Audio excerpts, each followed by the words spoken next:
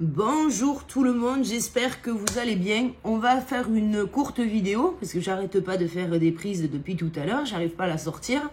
Du coup, voilà, l'heure tourne et je dois aller travailler. Donc, on va essayer de faire rapidement. Le but, c'est pas de faire une grande vidéo, je vais pas parler d'énergie aujourd'hui, mais je voudrais vous donner une réflexion que j'ai eue moi sur mon propre cheminement et qui finalement, au bout du compte, m'a amené vers une certaine vérité, et qui m'a libérée. Donc, je souhaiterais pouvoir vous en faire part parce que là, depuis quelques semaines, je constate que les personnes que je peux accompagner ou les personnes avec qui je discute ont une réflexion qui est d'une certaine manière enfermante parce que parce qu'en fait on se sent pas libre et en fait ce que j'essaye d'expliquer souvent, c'est que finalement la séparation c'est la libération. Ouais, c'est la libération. Quand l'autre nous quitte, on essaye de chercher ce qu'on a pu faire ou dire ou comment on a pu se comporter. Effectivement, c'est important de comprendre comment on a pu réagir pendant tout le long de la relation. Mais au-delà de ça, je pense que c'est une étape de notre vie qui nous amène à comprendre qu'aujourd'hui, on est capable d'être libre. On est capable d'avancer sans qu'on nous tienne la main. On est capable d'être sans avoir peur du regard des autres, sans avoir peur du jugement. Finalement, sur ma propre réflexion, je ne voulais... Il y a une mouche. Oh non. C'est les temps orageux, vous voyez, c'est... bref. Moi, ce que j'ai constaté, quand je me suis retrouvée seule, je voulais pas me retrouver seule. Parce que déjà, j'avais cet esprit un peu vengeur, tu sais. Alors, je voulais pas faire de mal à l'autre, hein, pas du tout. Mais c'était, ah, tu veux me quitter? Ah ben ok, mais t'inquiète pas, moi aussi, je vais me mettre en couple avec quelqu'un, tu vas voir. Finalement, forcé de constater que cette personne, je l'ai rencontrée, je l'ai même pas laissé rentrer dans ma vie, même pas un petit peu. On a parlé, mais bon, finalement, ça m'a vite saoulée. Parce que j'étais pas prête, finalement. J'étais pas prête à prendre cette liberté de rencontrer quelqu'un. Et puis, au fur et à mesure de mon cheminement, j'ai été en colère. J'ai été en colère parce que précédemment, on avait eu des paroles... qui m'avait laissé penser que je pourrais construire enfin une relation. Et déception oblige, j'ai vécu ça au travers de la blessure de la trahison, parce que c'était des paroles en l'air en fait. Parce que c'était des paroles en l'air, parce qu'à aucun moment, je n'ai eu la moindre chance. Finalement, j'ai laissé à quelqu'un le pouvoir de décider pour moi. Et j'ai été en colère. Et puis au bout d'un moment, je suis arrivée à cette réflexion de qu'est-ce que tu veux faire, ma Caro, aujourd'hui? Parce que l'instant présent, vivre l'instant présent, c'est cool. Mais qu'est-ce qu'on en fait de l'instant présent? Là, comme ça, c'est une grande vérité. C'est des grandes phrases toutes faites. Il faut vivre l'instant présent, il faut lâcher prise, il faut... c'était quoi? Putain, j'avais une bonne phrase aussi, je l'ai perdue. Bon, enfin bref, peu importe. On nous sort des phrases toutes bien conçues, elles sont toutes enfermantes parce que finalement, ne comprenant pas ce que l'on est en train de vivre, et bien des fois on s'enferme dans cette souffrance. Oui, Caroline, tu comprends, l'autre m'a quitté et du coup, je vis l'instant présent, donc je vis mes émotions à fond. Alors oui, c'est une bonne chose. Mais si on comprenait tout de suite que finalement la personne qui nous quitte nous rend notre liberté, peut-être que notre réflexion serait différente.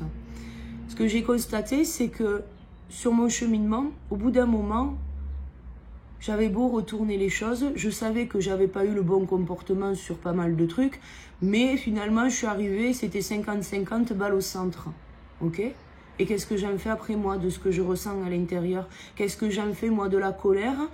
Comment j'arrive à avancer alors que finalement la résultante est que, alors pour moi la résultante, hein, mais pour moi c'était que l'amour, ça te brise. L'amour égale souffrance. C'est très Platon le truc, tu sais. Et là j'en suis arrivée à cette espèce de fatalité où je me dis, en fait, vaut mieux être seule que mal accompagnée, tu vois. Et finalement, je me suis fermée. Je me suis fermée aux rencontres, je me suis fermée à tout un tas de choses. Et c'est ce que l'on fait tous, en fait. On se ferme. Alors, certains ne vont pas s'enfermer, bien évidemment. Certains vont essayer de finalement avoir un peu cet esprit vengeur, entre guillemets, hein, parce que c'est pas faire du mal à l'autre, mais cet esprit vengeur à dire, attends, tu veux pas de moi, ne t'inquiète pas, mon petit père, je vais trouver quelqu'un et tu vas avoir les boules, tu vois. Et en fait, on va chercher quelqu'un pour combler le manque. Parce que finalement, cette liberté nous fait peur. Et c'est ce que j'ai pu constater finalement au travers de ma propre expérience et au travers là des personnes que j'accompagne en ce moment. C'est que finalement, que ce soit l'enfermement vis-à-vis de l'amour, c'est-à-dire non, j'en veux pas, ou justement s'enfermer avec une autre personne très rapidement parce que on se retrouve voilà, seul et qu'on n'a pas envie, quelle que soit la manière dont on aborde la séparation, finalement, il va y avoir ces deux comportements, mais qui sont rattachés à une seule chose, c'est finalement cette perte de confiance vis-à-vis de la vie, c'est-à-dire vis-à-vis de nous-mêmes, comment nous on va pouvoir appréhender la vie. Et finalement, on a peur de la liberté que l'on nous rend, en fait, tout simplement, on nous rend notre liberté. C'est comme, vous savez, les enfants, on les accompagne jusqu'à un certain point, jusqu'à qu'un jour, ils prennent leur envol et qu'ils gagnent en liberté pour mener leur vie comme elle est censée se mener. Et finalement, en amour, en amitié, professionnellement, peu importe le domaine, même familialement, on peut arriver à un stade où l'autre en face s'en va, nous laisse là, tel un chien perdu au bord de la route, tu comprends? Et là, on se retrouve seul et on est libre. Et on souffre. On souffre. Et souvent, cette souffrance, elle est rattachée à la relation elle-même. Elle est rattachée à l'amour. Et finalement, est-ce que cette vision-là ne serait pas erronée? Est-ce que finalement, la souffrance que l'on ressent au moment où l'on perd la personne, est-ce que c'est pas la peur d'être libre? Et moi, si vous voulez, sur ma réflexion, alors je suis passée par tout un tas d'émotions, j'ai été en colère, j'ai été triste, j'ai été déçue. La déception a été vraiment l'émotion que j'ai ressentie pendant un long moment. J'étais déçue parce que j'avais pas eu de chance, parce qu'on m'avait menti, parce que ce n'était que des paroles en l'air. Et ça, c'était un truc qui m'insupportait. Et j'ai gardé ça longtemps, jusqu'à que je comprenne que j'étais libre, que finalement j'ai eu un sentiment de gratitude parce qu'il m'avait quitté en fait. Parce qu'il m'avait quitté, j'étais libre d'être qui je voulais. J'étais libre de faire ce que je voulais. Alors j'ai toujours été libre, parce que je suis un électron libre depuis que je suis gosse, mais là, finalement, il m'a lâché la main. Il m'a lâché la main. Et j'ai eu peur de l'avenir, j'ai eu peur de rester seule, j'ai eu peur de l'amour, j'ai eu peur de tout ça, pensant que c'était tout rattaché à cette relation. Sauf que non. Finalement, cette personne m'a rendu ma liberté. Et pourtant, je me suis crue enfermée. Je me suis crue enfermée pendant longtemps sur le parcours, pensant que tout était rattaché à lui.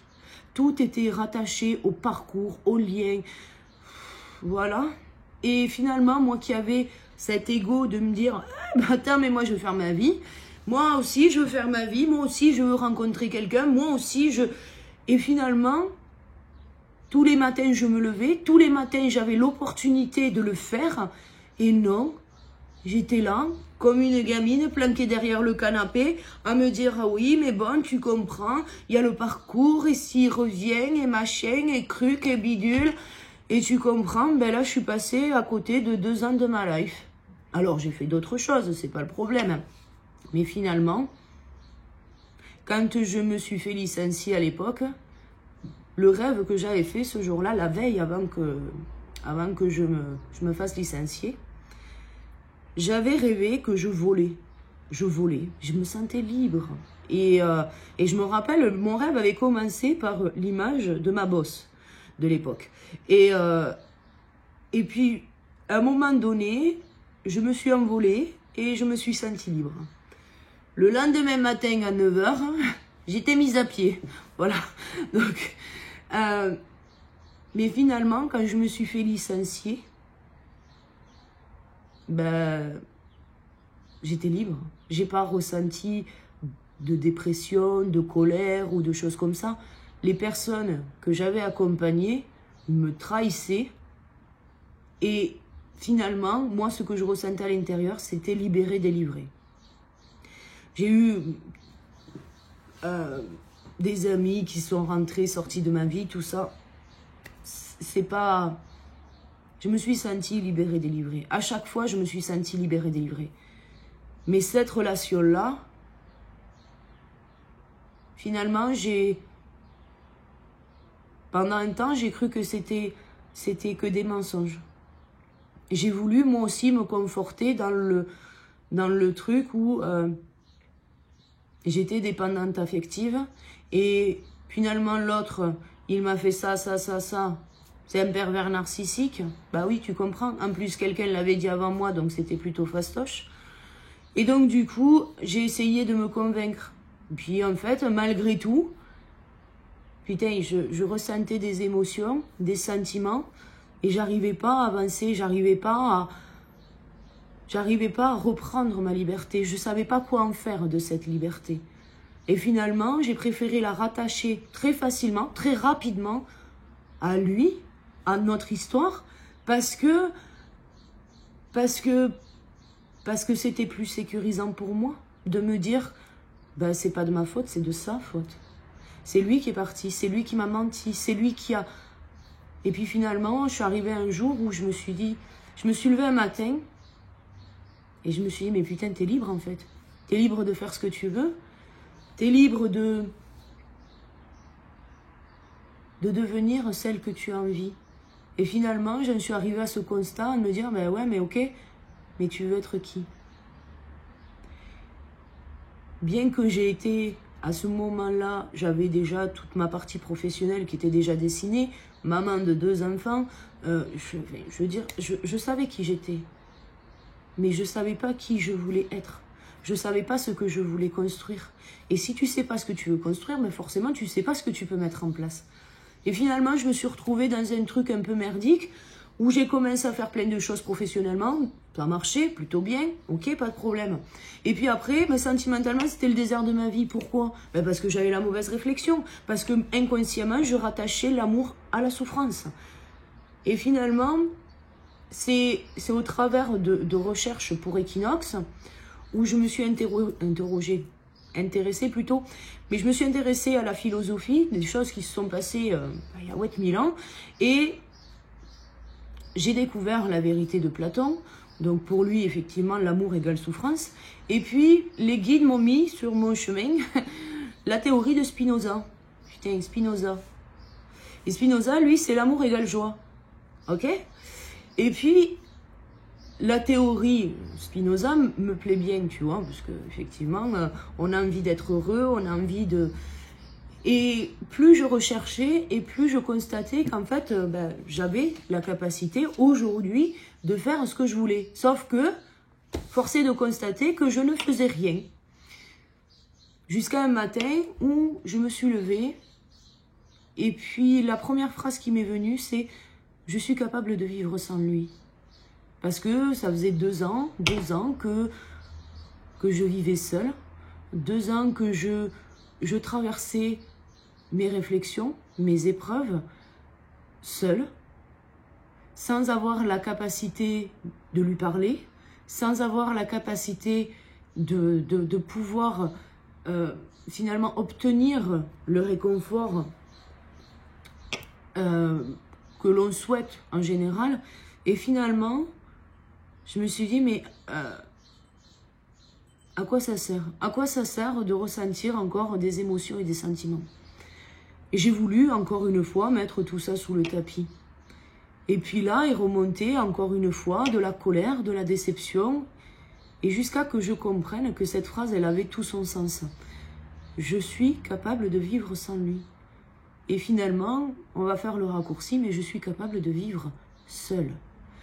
Parce que tous les jours, je me lève, tous les jours, je prends soin de mes enfants, tous les jours, je prends soin de moi, tous les jours, je fais ce qu'il y a à faire pour devenir la meilleure version de moi-même.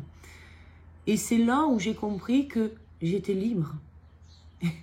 Et finalement, tout ce que j'avais voulu attirer à moi précédemment, alors c'était arrivé, hein, parce que finalement, ayant cette réflexion que l'amour égale souffrance, qu'il vaut mieux être seul que mal accompagné, du coup je n'ai rencontré personne, et du coup je suis restée seule pendant 2 ans. Et là, tu te dis, attends, et là quand tu comprends qu'en fait tu manifestes tout le temps, et bien là tu te dis en fait c'est ça la liberté, c'est ça en fait manifester sa vie, être le créateur de sa vie. Si tu penses que l'amour va te briser, comme ça a été le cas pour moi, ben, l'amour va s'éloigner de ma vie sans que je puisse le contrôler. Parce que c'est comme ça qu'on manifeste. Et à contrario, si tu penses que tu es obligé d'être avec quelqu'un pour être dans la norme, on te fera ressentir tout ce que tu ne veux pas vivre. Tout ce que tu ne veux pas vivre, tu ne le vivras pas parce que tu ne prends pas parti de rester libre. Finalement, l'amour inconditionnel, finalement, quand on s'y penche un peu, c'est aimer quelqu'un. Et aimer, attention, parce que aimer, c'est les 2 facettes d'une pièce. On peut adorer la personne comme la détester. Tout dépend de comment vous vivez les choses à l'instant T. Mais nous devons faire l'expérience pour pouvoir comprendre la notion d'amour inconditionnel. On doit comprendre que c'est les 2 facettes de la pièce. Et qu'il n'y a pas un meilleur côté que l'autre. Ça m'a fait du bien d'aimer cette personne, et ça m'a fait du bien de la détester. Vraiment, ça m'a fait du bien. Prenez votre liberté. Accueillez cette liberté. Quand quelqu'un vous quitte, il vous rend votre liberté. Ce qui veut dire, par définition, si vous manifestez ça dans votre vie, c'est que vous êtes capable, et je dis bien capable, d'avancer seul. Vous n'êtes plus obligé d'être tenu par la main. Vous n'êtes plus obligé de subir les choix des uns et des autres vous concernant. Vous êtes capable de vous affirmer. Vous êtes capable de... Vous êtes capable d'être. Vous êtes capable d'être authentique. Et ce qui vous fait peur, finalement, c'est la liberté. La liberté de vous aimer vous-même. De vous laisser la priorité. Et ça, je pense que c'est essentiel pour reprendre confiance, pour avoir de l'estime, pour se sentir belle ou beau et pour rayonner, en fait, tout simplement. Tout simplement. Donc voilà, je voulais vous faire part de ma réflexion que moi j'ai pu avoir au travers de mon propre parcours, de ma propre expérience. Ne laissez personne vous enfermer. Ne vous enfermez pas vous-même et ne laissez personne vous enfermer. Quant à la grande question, est-ce que finalement l'autre reviendra? L'autre, il est là pour vivre l'amour inconditionnel. Et il ne peut pas être attiré. Il ne peut pas être attiré par des cases. Et je pense que si vous prenez un peu de recul par rapport à votre propre histoire, je suis sûre qu'à des moments, vous vous êtes senti enfermé, pas libre d'exprimer ce que vous vouliez, parce que vous aviez peur de faire du mal à l'autre, parce que vous aviez peur que l'autre vous quitte, parce que vous aviez peur. Il y avait tout un tas de peurs. L'autre reviendra le jour où vous pourrez être capable de vivre sans lui. Il reviendra quand vous serez capable d'être. Certains verront leur autre revenir. D'autres auront une phase de solitude et l'autre reviendra. Sinon, certaines personnes rencontreront d'autres personnes. Mais ça, pour ça, il faut que vous ayez le courage de rayonner votre propre vérité. N'ayez pas peur du jugement, n'ayez pas peur de votre fantaisie, n'ayez pas peur de votre espièglerie, n'ayez pas peur de votre liberté.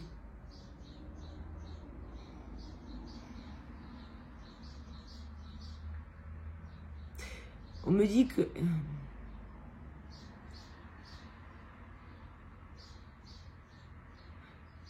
On me dit que les jours meilleurs sont déjà là. Voilà. On me dit que les jours meilleurs sont déjà là et que certains n'en profitent pas. Voilà.